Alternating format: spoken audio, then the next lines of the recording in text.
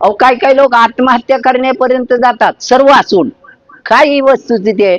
अरे माणसासारखा देह दिलाय. शास्त्र असं सांगतंय 84 लक्ष योनी संपल्यानंतर मनुष्य देहाची प्राप्ती आहे आणि ती ईश्वराला प्राप्त करून घेण्यासाठी ही गोष्ट केलेली आहे. पण साधू संतांनी केलेलं आम्ही बाजार भरवला. आम्ही कुणाला सांगत नाही ना आमचं कुणी ऐकत नाही, अशी अवस्था आहे. खरी वस्तुस्थिती आहे. अहो लाखो लोक समाजामध्ये सुधारणा झाली पाहिजे, पण बुवाला धक्का मारतो तेव्हा आता बाकीच्याचा कुठं विचार करायचा, कसा दोष द्यायचा? काय सर्व घटी राम द्या देही की मानायचं, कल्पना नुसती करायची आपली बाबा. सर्व घटी राम द्या देह का असं निरूपण चाललेलं आहे. आणि शेजारचा नवीन आलेला आहे मुलगा, तो टाळ चुकला. शेजारचा म्हणतो घालू का डोक्यात टाळ तुझ्या? का टाळ नाही बरोबर वाजवत? अरे त्याला शिकव. टाळ वाजवलं म्हणजे संत होतो आणि बुवा होतो अशातला भानगड नाही. काय मग तुम्ही मी नेहमी साहेब एक तुमच्यासारखे सुशिक्षित माणसं भरपूर येतात माझ्याकडे, हा की डॉक्टर लोक सर्व आहेत काय, पण हेच गणित समजण्यासाठी. त्यांना एकदम असं जर विचारलं ना, will you tell me who are you, या प्रश्नातच बंद होतात. पुढचं उत्तरच नाही त्यांच्याकडं. मग आम्ही कोण आहोत? अरे तुम्हाला मेडिकलचं ज्ञानाची व्यवसायाची अजिबात नाही फारकत करायची. तुम्ही तुमच्या वाट्याला आले ते कर्म करा, तुमचं त्याच्याशी काही संबंध नाही. तुमचा संबंध प्रत्यक्ष जीवाशी आहे. आता महाराज मगाशी आमच्या आतमध्ये चाललं होतं, एक सुंदर उदाहरण त्यांनी सांगितलं की श्वास जर चालू नसेल तर माणूस काय करेल? श्वास बंद आहे अशी माणसं पाहिली का तुम्ही, ज्यांचा श्वासच चालत नाही आणि ती माणसं उद्योगधंदा करतात? नाही, तुमच्या नाही पाहण्यात, तुम्ही तर लई फिरता. हा नाही म्हणजे श्वासोश्वासाशिवाय. मग आपला साहेब श्वासोश्वास कोण चालवतो? ऑटोमॅटिक. काय शब्द आहेत बापरे, का ऑटोमॅटिक? ऑटोमॅटिक नाही, तो चालवणारा कोणीतरी आहे तुमच्या शरीरात. काय आणि ह्या गोष्टी समजून घेण्यासाठी संतांच्या संगतीत जायचं आहे. संतांच्या भेटीला कशासाठी जायचंय? या गोष्टी समजून घेण्यासाठी जायचंय. तर आपण सुखी होणार नाही, तर सुखी होऊ शकत नाही. या जगामध्ये चौकडे चाललेले आहेत, मग तरी माणसं दुःखी का? काय आज थोडं परखटपणे बोलतो. महाराज लोक सुद्धा माझ्याकडे येतात, म्हणजे त्यांचं कीर्तनाला उभे राहिल्या, अभंग घेतला, सुंदर तऱ्हेने विवेचन करतात, पण पुन्हा त्यांची गणगण चालूच. महाराज असं झाले, महाराज तसं झाले. अरे गणित चुकलंय. तू कुठे आहे तुझाच शोध घे, लांब जायची गरजच नाही. काय तुम्ही कोण आहात एवढं जर विचारलं, मी माणूस आहे. माणूस म्हणजे का? सर्वच माणसं आहेत. अहो तुमच्या शरीराला चालवणारं कोण आहे? त्याला देव असं म्हणतात. काय चाले हे शरीर कोणाची असते, कोण बोलवीत हरी विन. हरी शिवाय बोलू शकत नाही. आणि आम्ही तिथं मी घातलाय म्हणून आपण चुकी नाही. मी करतो. तुम्ही बोलतो कोण? जिवंत माणूस का मेलेला? बोला की. मला समजत नाही म्हणून काही गोष्टी तुम्हाला विचारतोय. काय जिवंत माणूस बोलतो किंवा सांगतो. आता तो जिवंत कशाला समजता तुम्ही? हा चालतोय बोलतोय नाही का, सर्व चैतन्य. मग बोलायचा बंद झाला की काय म्हणतात तुम्ही?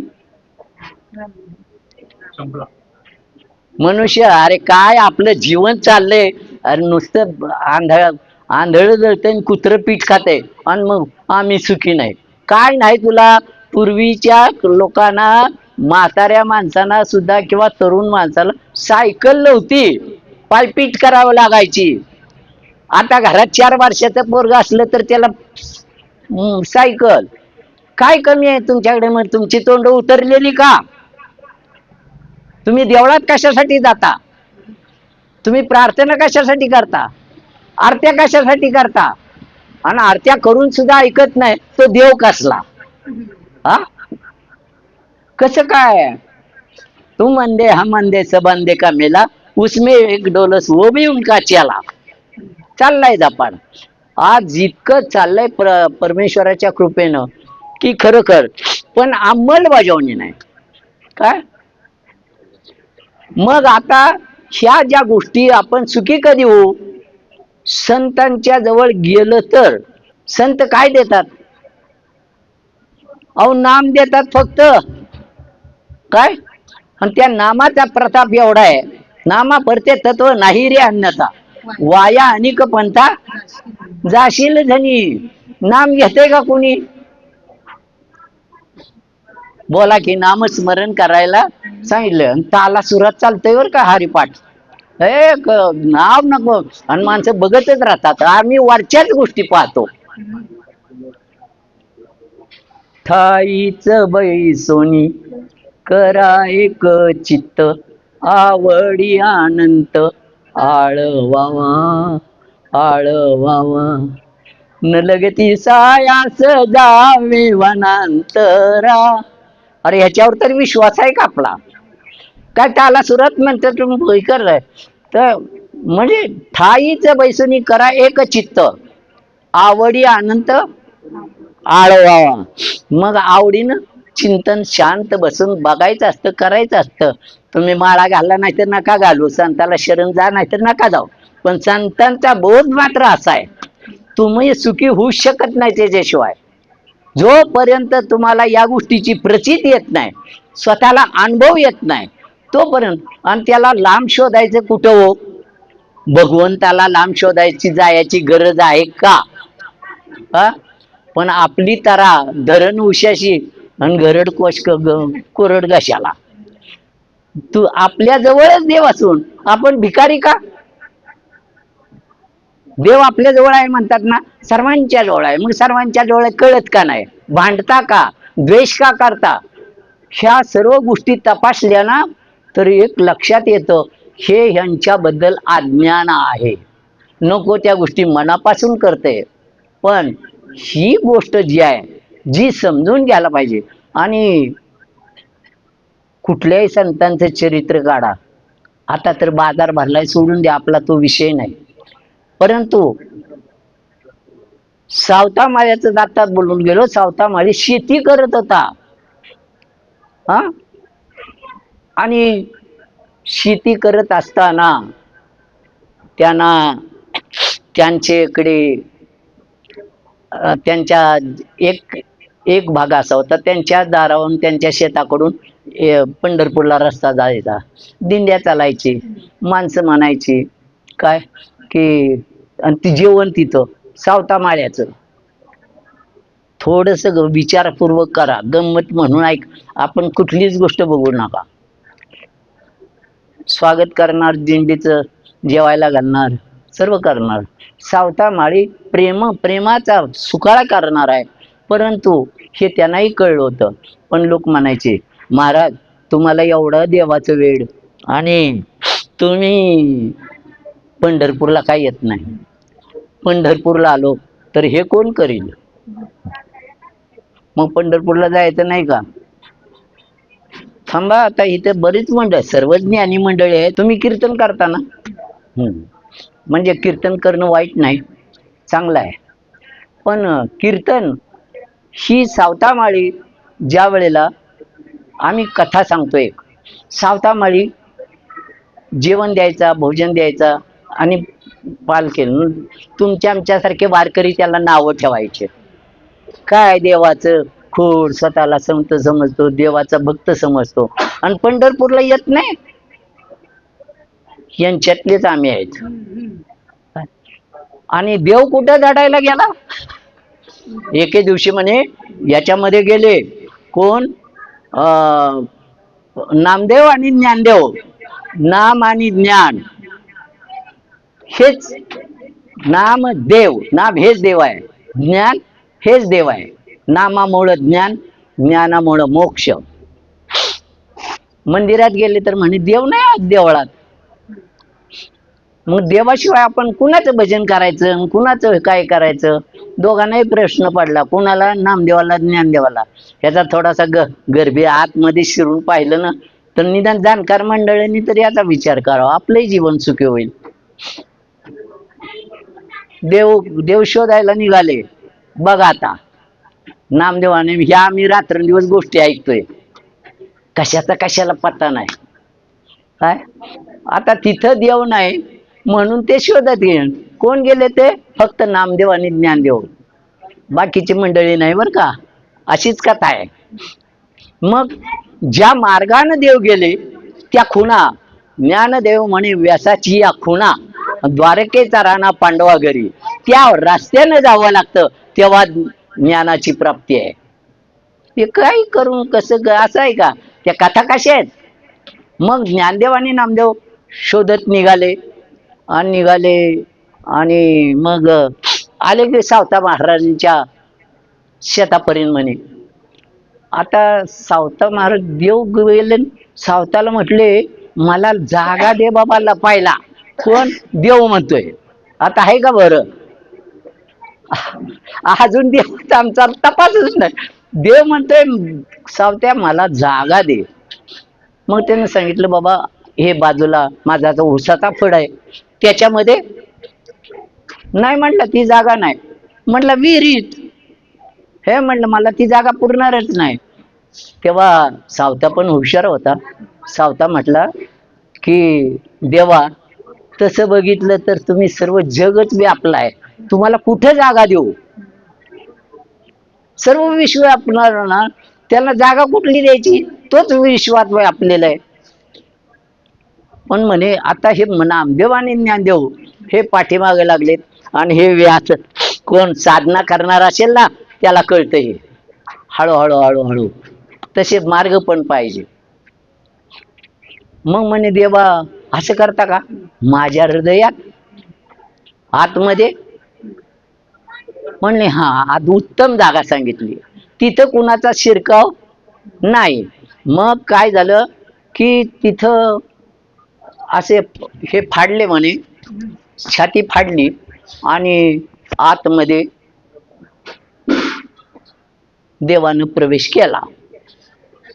पुन्हा सरळ. काय आम्ही कधी याच्यावर विचार करतो? खुरप घेतलं खुरप्यानं. आता साधं ऑपरेशन करायचं असले असं नाही घेणार, कुठले ब्लेडचं पाणी घेऊन हे कर, किती हे आहे, अजिबात नाही. मग आता सर्जन असतात त्यांना विचारा, बघा पाहिजे तर जाऊन द्यायला. मग ही काय भानगड आहे? असं कोण शंका घेतय का?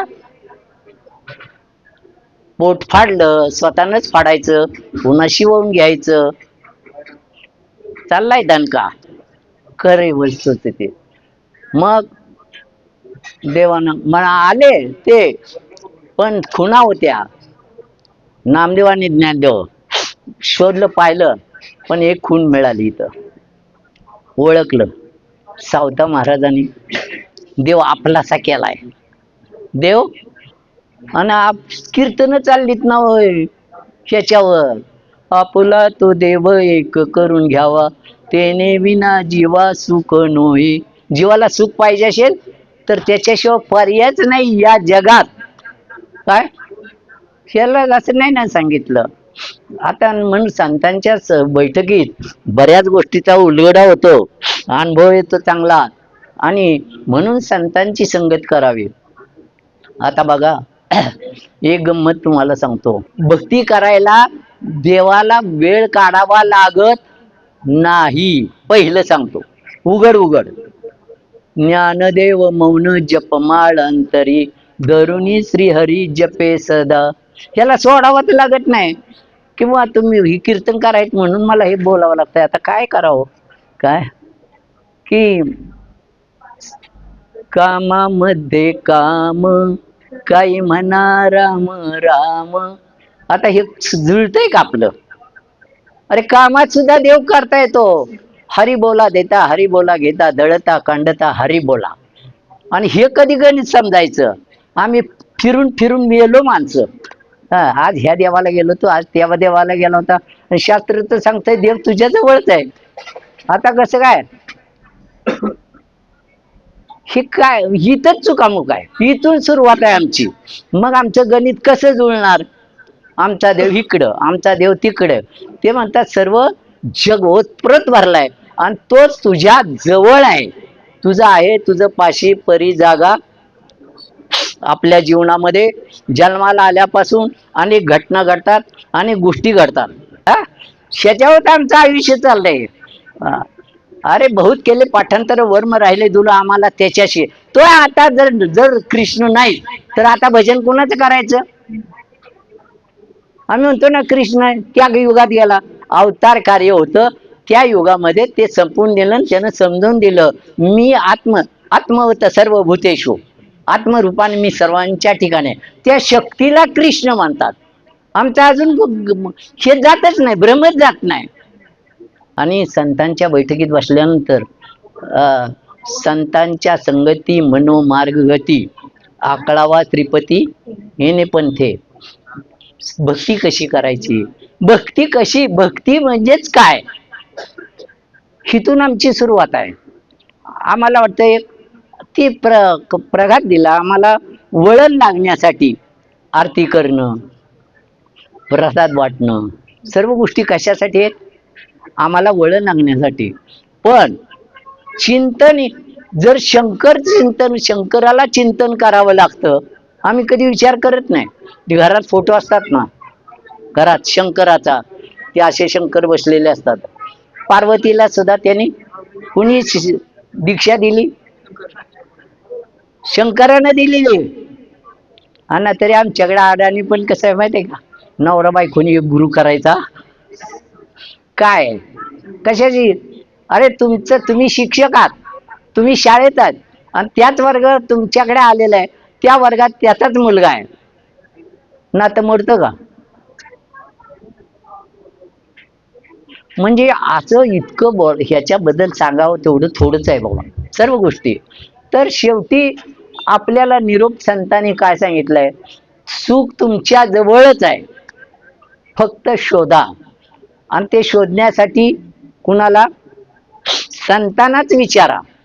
बाकीचे संत, संत म्हणजे जे जाणतात, भगवंताला जाणतात, त्याला संत असं म्हणतात.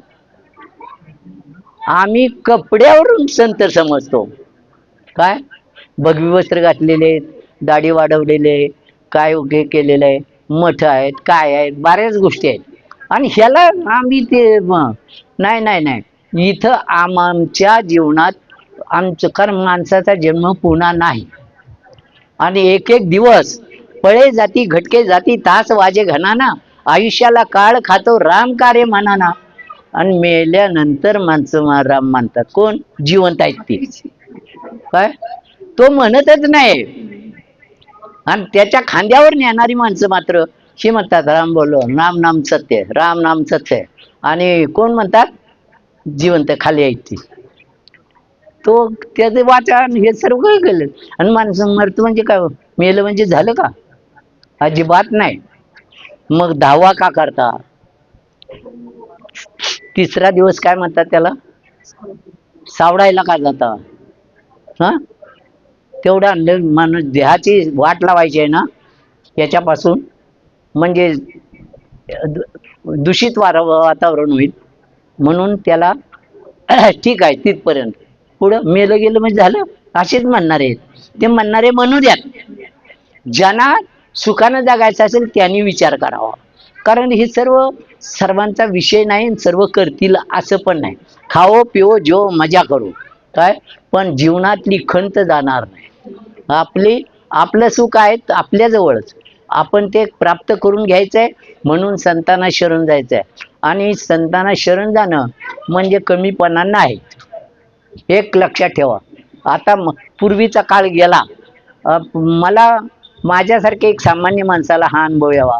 आज डॉक्टर लोक काय म्हणतात, MD, सर्जन बिर्जन सर्व आहे, सर्व प्रकारचे लोक आहेत, प्रोफेसर आहेत. हे का वेड आहेत का? पण त्यांना भलत्या मार्गानं भलतंच काहीतरी देवाच्या नावाखाली करायला लावत नाही. तुझा व्यवसाय सांभाळ, आहे त्या ड्रेसमध्येच राहा, आहे ते कपडे घाल, आहे ते उद्योगधंदा सांभाळ. मग तू सावता असशील तर शेती कर, रोहिदास असशील तर चांभाराचा धंदा कर, काय शिंपी असशील तर नामदेवाचा धंदा कर. सरळ गोष्टी आहेत, ते करत होते. कोण काय करत नव्हतं. मग आपल्याला पण आमची कबुलीच नाही. ज्यानं घरदार सोडले ते तिळूंजी त्याला आम्ही संत म्हणतो, महात्मा समजतो. असं नाहीये.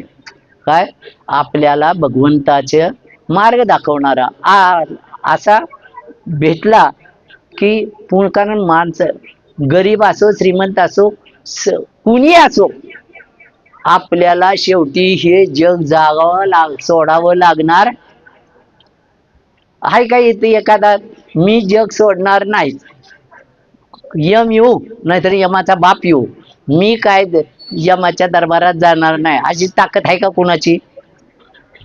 एखादा महाभाग मिळेल पण अशी हो असं काय नाही सांगता येत नाही. हा असं नाही ना. आणि आपल्या हातात काय नाही. आपले दात कधी पडावेत आपल्या हातात आहे का? केस कधी पिकावेत आपल्या हातात आहे का? म्हातारपण कधी यावं आपल्या हातात आहे का? मरण कुठे यावं आपल्या हातात आहे का? कोण दिवस येईल कैसा, नाही देहाचा भरवसा. काय तुमचा आमचा कुणाच. मग कशाच्या जीवा आपण हे करू? इतकं अज्ञान आहे देहबुद्धीचं. हे माझं आहे काय नाही, बर तुझं आहे तर का घेऊन जात नाही? आता बाबा राहण्याची अडचण आहे, इथं माझ्या 7-8 बिल्डिंग आहेत. म्हातारा आता जायच्या वेळेला दोन दोन खोल्या तरी द्यायला पाहिजेच का नाही? ते राहणार कुठं? कशाचा कशाला पत्ता नाही. हा माणूस झालं गेलं म्हणजे संपलं, संपतंय. अरे 13वा करावं लागतंय, 10वा करावं लागतंय, वर्ष श्राद्ध करावं लागतंय. हा जीव हाच परमेश्वर आहे, पण त्याला शिव केल्याशिवाय परमेश्वर होत नाही. काय जीव हाच शिव आहे. शिवम भूतो शिव, हा शिवहून शिवाची पूजा करा ना. तुम्हाला काही नखरे करावे लागणार नाही, काही सोडावं लागणार, प्रेम मात्र द्यावं लागतंय, मनापासून प्रेम. आणि ह्याच्यात कामधंदा बुडवायचं कारण काय? कामधंदा बुडवायचं कारण काय? आता तो कामधंदा बुडवल त्याला महाराज म्हणतात. काय आता मानव, कुठं संतांनी सांगितलेला बोध, कुठं आम्ही, कुठं काय, आणि तरी पण सुख असं वाटत नाही. म्हणून अगदी थोडक्यात सांगतो, परमेश्वराच्या कृपेनं आता तसं सांगायचं म्हटलं, कारण मगाची टाइम इज मनी आली काय म्हणतात, टाइम इज मनी. घड्याळाकडेच बघतोय माणूस. आणि हिताची गोष्ट असेल तिथं त्याला थांबायला वेळ नाही, पण त्याच्या हित व्हावं म्हणून त्याला वाटतं की आपला एक एक पळ जातोय, आपलं जीवनातला क्षण जातोय. मग आपण निदान आठवड्यातून 15 दिवसातून एकदा तरी जाऊन आपण उजाळा घेतला पाहिजे. काय हे वस्तुस्थिती आहे.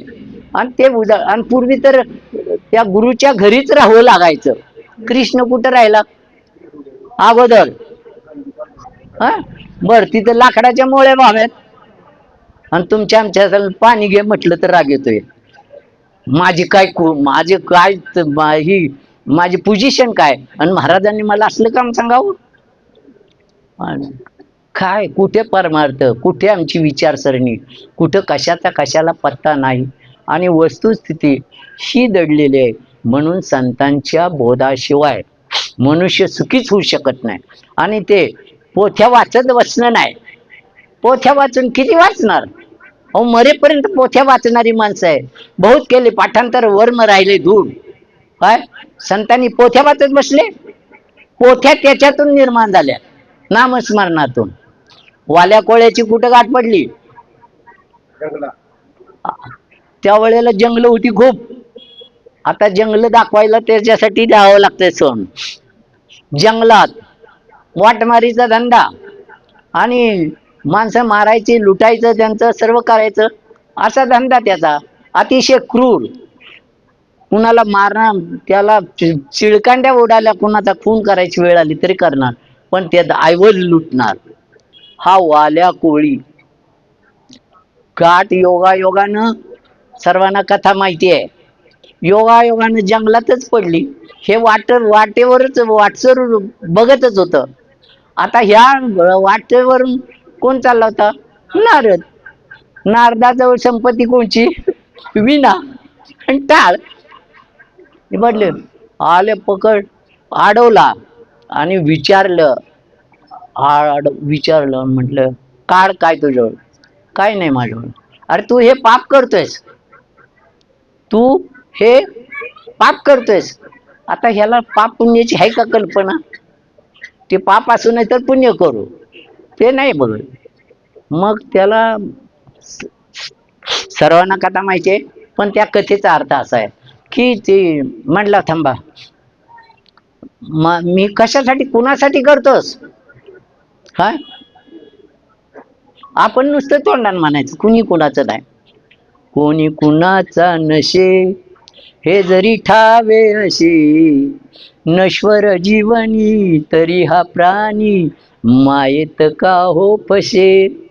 माया फसवते तुम्हा मला काय? म्हणला मी बायका पोरांसाठी करतो, जर कुणी भागीदार नाही.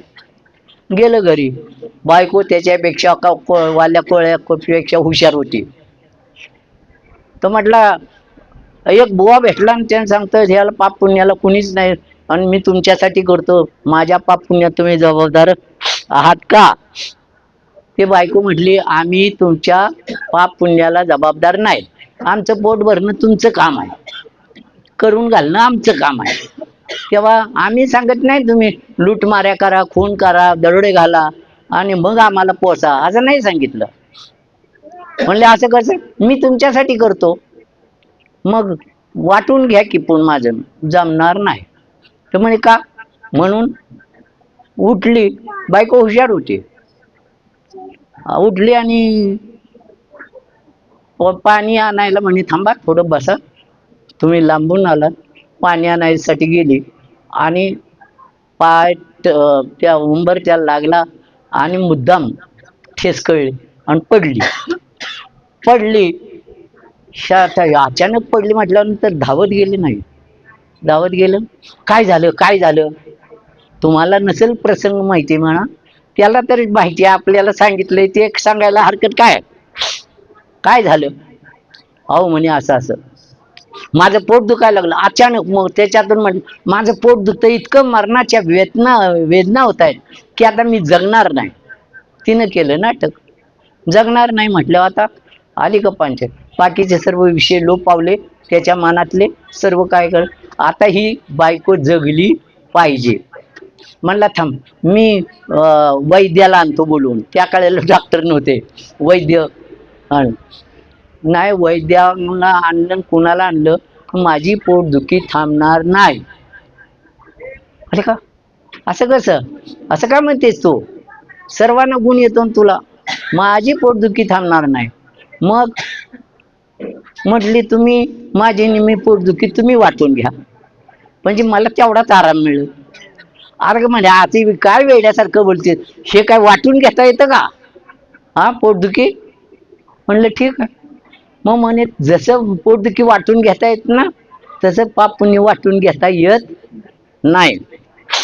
चाल आणि तोच परत आला, पश्चाताप पावला, रामनाम दिलं काय, आणि रामनाम दिलं, तिथंच बसलं. अरे का आपल्याला कधी काय वाटतं का? मला कधी कधी सांगताना सुद्धा चिड येते हो. हे माणसं काय काय म्हणजे कशासाठी असं काय काय ती अवस्था आहे. वाल्या कोळ्याला जिथं दिलं तिथंच बसले, चिंतन करत, नामस्मरण करत, चिंतन करत आणि ध्यान करता करता आतमध्ये आत्मसाक्षात्कार झाला. किती 12 वर्ष करत होतं. 12 वर्षानंतर त्या ठिकाणून नारद जात होते आणि तिथं म्हणे तर वारुळ अंगावर वाढलं होतं. हा वारुळ अंगावर वाढलं होतं एवढं, तरी त्याचं चिंतन चालूच होतं. आमचं किती वाजले घड्याळाकडे बघते 17. तो कीर्तनात असो, प्रवचनात असो, नाहीतर ते तीर्थयात्रेत असो, माणसाचं चित्त ठिकाण्यावर नाही. लोक काय आता चाललंय हे? म्हटलं नारायण आणि तिकडून चाललो तर ते नारद विसरून पण गेले होते. इथं मी अनुग्रह दिलेला आहे आणि त्याच्या वारुळातून त्या आवाज येतो, ह्या दिशेने येतोय. म्हणून जवळ गेले, कान लावला. अरे मग त्यांच्या लक्षात आलं आपण इथं अनुग्रह दिला होता. अनुग्रह घेतलेल्या माणसाने याच्यावर विचार करावा. काय अनुग्रह दिला, इथं दिला होता, वारुळ अंगावर वाढलेलं, सर्व काढलं, सूक्ष्म झालेलं. याचा अर्थ चारी जे आतमध्ये पंचकोश आहेत ते शुद्ध झाल्याशिवाय राहत नाहीत. चिंतनच याचा अर्थ काय, असा नाही हा अर्थ. काय मग पंचकोश शुद्ध झालेले ज्ञानानं, मग काय सहज एक क्रौंच पक्षाचे मारला बाण एका व्याधानं, आणि ते दृश्य पाहिलं, आणि त्याच्यावर तुमचं काय रामायण आहे, रामायण लिहिलं कशावर, त्याच्यावर. मग राम जन्माला तर थोडस उघडच बोलतो, क्षमा मागून. बघा कशी गंमत आहे. आणि कुणी जाणता इथं असेल मला सांगा. माझ्या वेड्याचे प्रश्न आहेत. काय राम जन्माला यायच्या अगोदर 10,000 वर्षापूर्वी रामायण लिहिलेलं आहे, असे आमच्यासारखे तोंड भरून सांगतात. तुम्ही ऐकता, आम्ही ऐकतो. मगाशीच म्हणून गेलो, तुम अंधे हम अंधे सब अंधे का मेला, उसमें एक डोलस वो भी उनका चला. 10,000 वर्षापूर्वी रामायण लिहिलेलं आहे, आणि नंतर राम जन्माला आला, त्याप्रमाणे सर्व रामायण घडलं. बरोबर आहे. हा, मग आता त्या वेळेला रामायण घडलं आणि 10,000 वर्ष गेली तरी तो वाल्मिक आहेच. लक्षात येत आहे का? हे जाणत्याने विचार करावा. जाण त्यांनी गुरुभजी, त्यांनी कृत कार्य होजी. 10,000 वर्षाच्या पूर्वी तो वाल्मिकांना रामायण लिहिलेलं आहे. 10,000 वर्षानंतर राम जन्माला येतो, आणि त्याच रामाची सर्व कथा चालू होते. आणि त्याचे 2 मुलं, थोडक्यात सांगतोय, लव आणि कुश, त्याच्याच कुणाच्या आश्रमात, वाल्याच्या. आता कोण मोठा, कधी विचार केलाय? कसं काय एक गोष्ट, हा आम्ही आंधळ जळतं कुत्र पीठ खात, मग आम्ही सुखी कशी हो? आम्हाला जर आमच्या चिंतनाचा, आमच्या मार्गाचा, आणि एक रामनाम सत्य आहे. तेव्हा थोडक्यात मला जेवढं सांगता आलं, गुह्य किंवा तुमच्या गरज किती आहे एवढं सांगण्याचा प्रयत्न केलाय. तुम्ही घाळ बसू नका. सुखानं जगायचं असेल, सुखानं मरायचं असेल, सुखानं मरता येतं का? येतं. काय सुखानं? कारण मनुष्य भीतो कशाला? मरणाला, आहे की नाही? मरण म्हटलं नुसतं थोडस काय होऊ द्या, लगेच गाडी आली, सायरन वाजायला लागलं, काय खरं नाही बुवा. काय मग इतकं त्यावेळेला जाणीव होते. मग आपण आता काय करायला पाहिजे? ज्यांना जाग व्हायचं असेल त्याने आपलं जीवन सुखाचं व्हायला. अरे मर म्हटलं तरी माणसाला राग येतो. ज्ञानेश्वरीत आहे. मी यांचा एवढा अभ्यास नाही केलेला, पण मला जेवढं ऐकून तुमच्यासारख्या महात्म्यांचं ऐकलेलं, की मर म्हटलं तरी एखाद्याला राग येतो. तुझ्या बापाच्या घरचं खातोय का? आम्ही आमच्या घरचं खातो, असं तसं बऱ्याच भानगडी होतात. मग मर म्हटलं तर राग येतो, आणि मेल्यावर मात्र हसतात. मेल्यावर हसतात का? अरे बोला की, किती सोपं आहे, अगदी अवघड काहीच नाही याच्यात. मेल्यानंतर माणसं हसतात का? रडतात. आम्हाला सोडून गेला, आता आम्ही कुणाच्या तोंडाकडे बघायचं काय? आता सोडून गेला, आणि माझ्यासारखे येड्यानं म्हटलं, ए भाऊ कशाला रडतो, ते तर घरातच आहेत अजून बाबा, आणि तुला सोडून कुठे गेले? मग काय झालं? श्वास बंद पडला, आहे की नाही? आत्मलिंग जे आहे ना, ज्याला म्हणतात लिंग शरीर, ते सोडतं. त्याला लिंग शरीर म्हणतात. काय ते सोडतं या शरीराला, आणि आपण म्हणतो मेला. हा, मर म्हटलं तर राग येतो, मेल्यावर मात्र रडतात. आणि त्याच्यातून सुटका करायची असेल तर संतांना शरण जायचं, राम नाम घ्यायचं, आणि आपलं जीवन सुखाचं. त्याला काही बुडवावं लागत नाही, वेश बदलावा लागत नाही, काहीच करावं लागत नाही. पण करू नका काही संत संग जरा. हा तुमचा तुम्ही जरी सांगितलं मी तसा आणखी 4 तास बसेन, पण मला तुमची काळजी वाटते आधी. माणसं बसलीत हीच नशीब समजतो. असो, एवढेच या निमित्तानं, वास्तुशांतीच्या निमित्तानं यांनी सांगितलं की आपल्याला ते घ्यायचंय, आणि त्या निमित्तानं जेवढं प्रबोधन करता आलं तेवढं केलेलं आहे. शेवट सांगतो 2च वाक्यात, तुम्ही राम आठवा, थोडं पुण्य साठवा, पुण्याईचा चेक घ्या, खुशाल वठवा. तुम्ही राम आठवा, तुम्ही राम आठवा, थोडं पुण्य साठवा, पुण्याईचा चेक घ्या, खुशाल वठवा. तुम्ही ऐका साधू संतांचे, सार्थक होईल तुम्हा नरदेहाचे. काही सांगू नका, काही बोलू नका, राम आठवा, राम आठवा. तुम्ही राम आठवा, थोडं पुण्य साठवा, पुण्याईचा चेक घ्या, खुशाल वठवा. तुम्ही राम आठवा. पुंडलिक वरदार विठ्ठल श्री ज्ञानदेव तुकाराम. पंढरीनाथ भगवान की जय. माऊली ज्ञानेश्वर महाराज की जय. जगद्गुरु तुकाराम महाराज की जय.